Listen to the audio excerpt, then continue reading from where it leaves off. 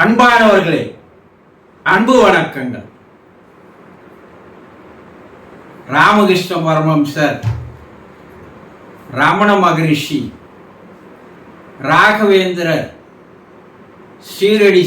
சீரடி பாபா, அரவிந்தர், அன்னை மீரா, இப்படி குருநானக், இயேசு, நபிகள் நாயகம், இவர்களெல்லாம் மனிதர்களாக பிறந்தவர்கள். தாயினுடைய கருவறையிலிருந்து தான் வந்தாங்க. இந்த வானத்திலிருந்து நேராக கீழே குதிக்கல. ஆனா மனிதர்களாக பிறந்த இவர்கள் பின்பு அவதாரங்களாக மாறினார்கள் இல்லையா? அவங்க காலத்துல லட்சக்கணக்கானவங்க பிறந்தாங்க. சீரடி பாபா பிறந்த ஊர்ல அதே நேரத்துல பல ஆயிரம் பேர் பிறந்திருப்பான். உலகத்துல லட்சம் பேர் பிறந்திருப்பான். ராமகிருஷ்ண பரமஹம்சர், ரமண மகரிஷி, ராகவேந்தர் பிறந்த அதே காலத்துல பல லட்சம் பேர் பிறந்திருப்பான். ஆனா அவன்லாம் யாருன்னே தெரியாது போயிட்டான் உலகத்துல. ஆனா இவர்கள் மட்டும் காலம் உள்ள வரைக்கும் நிலைத்து நிற்கின்ற ஒரு மனிதர்களாக எப்படி மாறினாங்க? அவங்கள நம்ம ஏன் அவதாரங்கள் சொல்றோம்? அவர்களை ஏன் இப்போ நம்ம போட்டோ வச்சு வணங்கி வரோம்?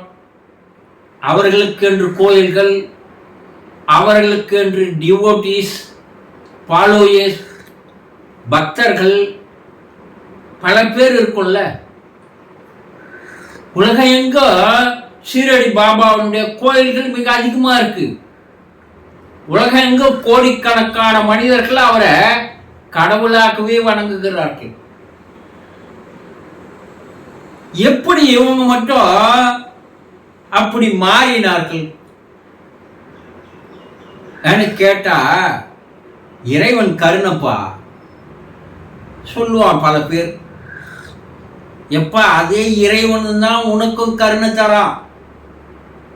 இறைவன் யாருக்கும் பாகுபாடு பார்ப்பதில்லை. எல்லாருக்கும் ஒரே அளவா தான் கருணையை தரான், அன்பை தரான், அரவணைப்பை தரான், அருளை தரான், ஆசையை தரான். அவங்களுக்கு மட்டும் ஸ்பெஷலா அதிகமா கூட்டல. என்ன அவரை அவதாரமாக அவர்கள் எப்படி மாறினார்கள்?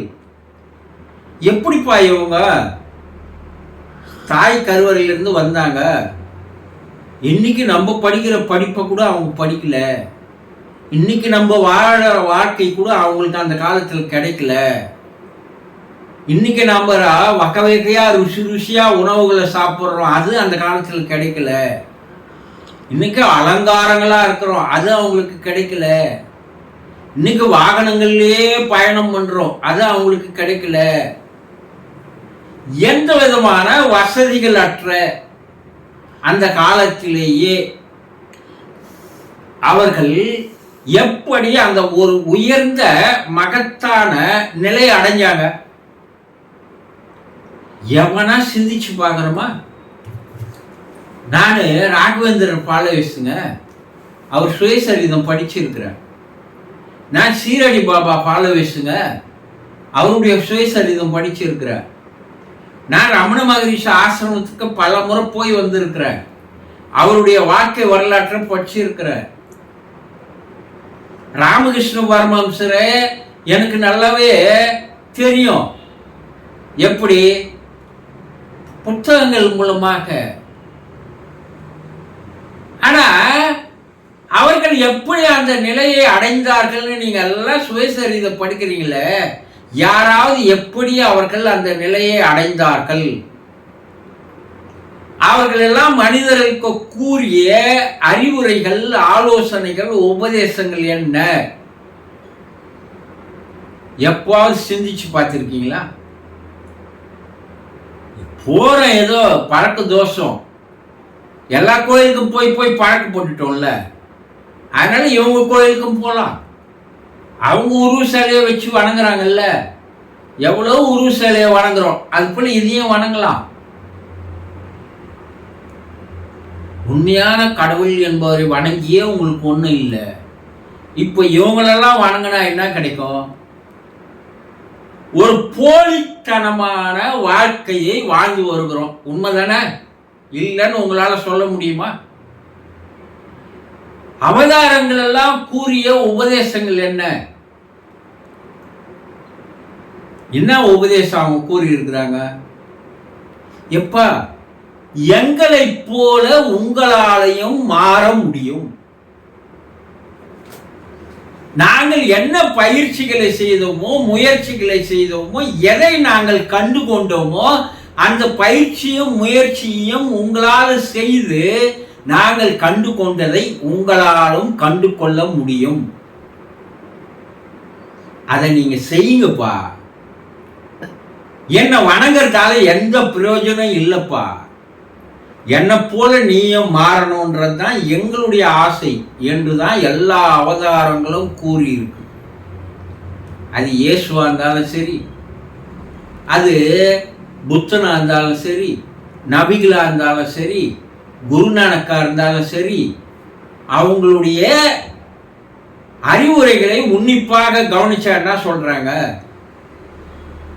மேலோட்டமா பசுமாடு மேல புல்லு மேயிற மாதிரி மேய்ஞ்சிட்டு, எனக்கு அவரை தெரியும், இவரை தெரியும், நான் அவரை பிடிச்சிட்டேன், அவர் சரித்திரம் எனக்கு தெரியும், ஆனா அதனால பயன் இல்லை. இப்படியே தான் காலம் பூரா போவீங்க. அவர் கூறிய அறிவுரைகள் என்ன? அவங்க எல்லாருமே கூறின அறிவுரைகள் என்ன தெரியுங்களா? உங்களுடைய இருதயத்துக்குள்ளே இருக்கின்ற கருவறையிலே இறைவன் இருக்கிறார். இறைவனை வெளியெல்லாம் ஓடி தேடி அலையாதப்பா. நீ ஓடி தேடி அலைஞ்சன்னா அவனை கண்டுபிடிக்க முடியாதுப்பா. இந்த உலகம் பெருசு, எங்க போய் பாப்பா அவனை? ஆனா உன் உடம்புலயே அவன் இருக்கிறான். அதை நீ கண்டு கொள்வதற்கு சில வழிமுறைகள் இருக்கு.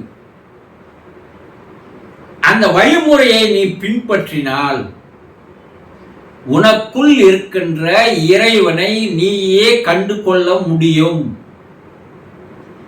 எப்போது நீ இறைவனை கண்டு கொள்கிறாயோ அப்போது நீயே ஒரு அவதாரமாக மாறிவிடுகிறாய். நாங்கள் அதான் செய்தோம். யோகம் என்ற ஒன்றை நாங்கள் பின்பற்றினோம். அந்த யோக முறையிலே தான் எங்களுக்குள்ளேயே நாங்கள் உள்ளே செல்லுகின்ற ஒரு அற்புத வழி எங்களுக்கு தெரிந்தது. அந்த உள்ளே போவதற்கு உண்டான கதவு திறக்கப்பட்டது. உள்ளே இருக்கிற சுயம் வெளிப்பட்டது. எங்களுக்கு உண்மை தெரிய ஆரம்பித்தது. அப்போது நாங்கள் அவதாரமாக மாற்றம் அடைந்தோம். இறைவனுடைய பிரதிபலிப்பாக, கடவுளுடைய காட்சியாக, ஒளியாக நாங்கள் மாறினோம்.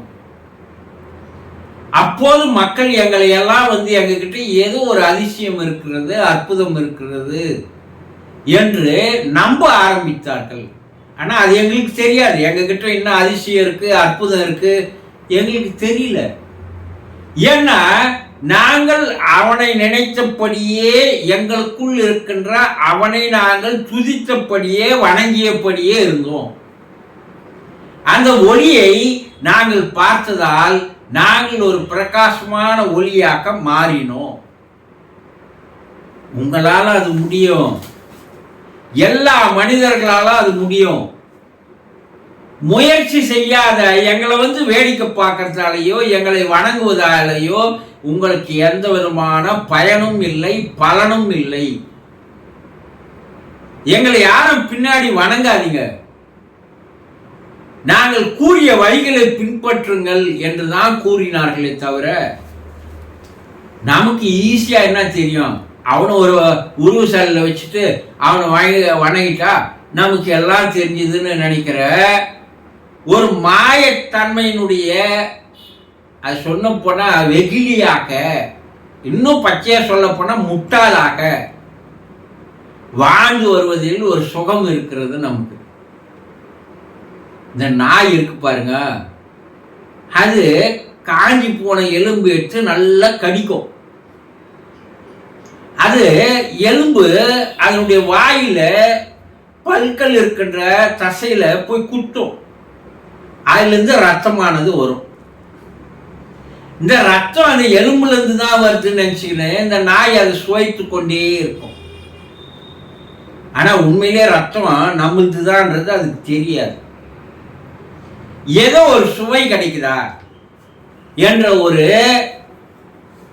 ஏதோ ஒரு மாயையில அது இருப்பது போல, ஏதோ நம்ம அவதாரங்களுடைய உருவங்களை வணங்குவதாலோ, ஏதோ வீட்டுல அந்த போட்டோவை மாட்டி வச்சுக்கிறதுனாலையோ, அதை கற்பூரம் காட்டி ஆராதனை செய்யறதுனாலையோ,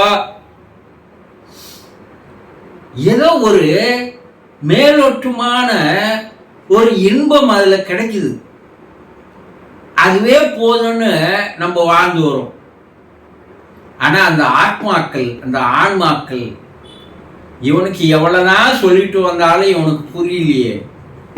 ஏற்கனவே இருக்கிற கோயிலுங்க போதும், ஏற்கனவே இருக்கிற சிலைங்க போதும், இவன் நம்மளையும் கோயில் ஆகிட்டான், சரியாகிட்டானே.